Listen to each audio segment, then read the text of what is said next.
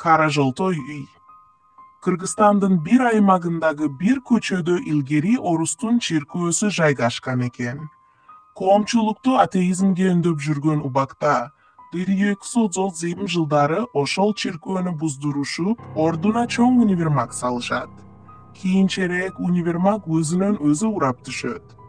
Ошол жерге көп өтпөй, Койбагар аттуу киши келиштирип чоң үй салып, жашай баштайт.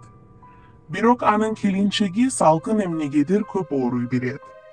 Күндөрдүн биринде ал көзүнө чиркөө кызматкери поп көрүнгөнүн айтат. Жүрөк түшкөн аялдын тынчы кетет. Коркунунан жана жакшы боло албагандыктан алар үйүн сатып, башка айылга көчүп кетишет. Бул үйдү кийин Бардар Чабандын баласы Өскөн сатып алат. Жаңы үйдө жашай баштагандан тарта анын келинчеги Венера да ооруйт. Өскөн мал кайтарып тоого кетип жүрөт, ал эми келин көбүнчө үйдө балдары менен калат. Кээде үйдө жалгыз отурса, башка бөлмөдөн кимдир бирөөлөр басып жүргөндөй үндөр угулат. Шифоньер ачылып жабылгандай добуш чыгат. Келин ууру кирди окшойт деп коркуп, ордунан жылбай отуруп калат. Бир маалда үн басылат. Ал бөлмөгө кирсе, баары өз ордунда, эч нерсе кыймылдаган эмес. Ушундан кийин үй бүлөнү кырсык баса баштайт. Венера ооруп операция болот. Бир күнү кечинде уйду бададан тосуп келип, чарчап үйүнө кирет. 5 баласы короодогу диванда тизилип уктап калыптыр. Ал да чарчап, алардын жанына жатып кетет. Уйку соонун ортосунда коркунучтуу түш көрөт. Короо толгон аттар дарбазадан секирип кирип жатышат. Артында сакалы узун поп турат. Коркуп кетип, аял тизилип чокунуп кирет. Ошол замат жылкылар дарбазадан секирип чыгып кетишет. Чоңуюп калган кызы аны үйгө жетелеп киргизет.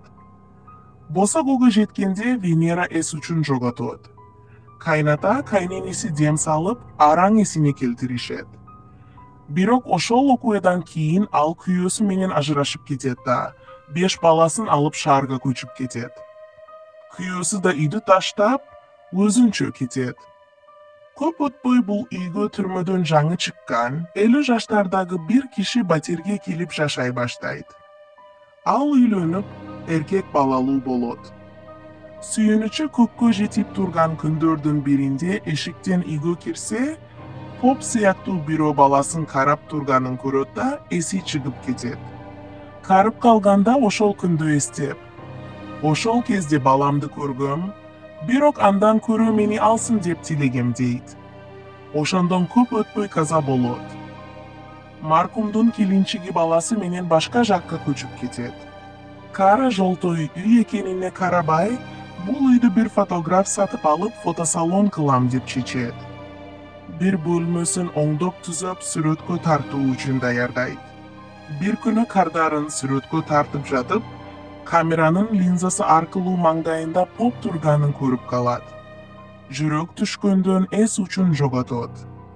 Эсине келгенден кийин, эмне болсо ошол болсун деп, үйдү таштап көчүп кетет.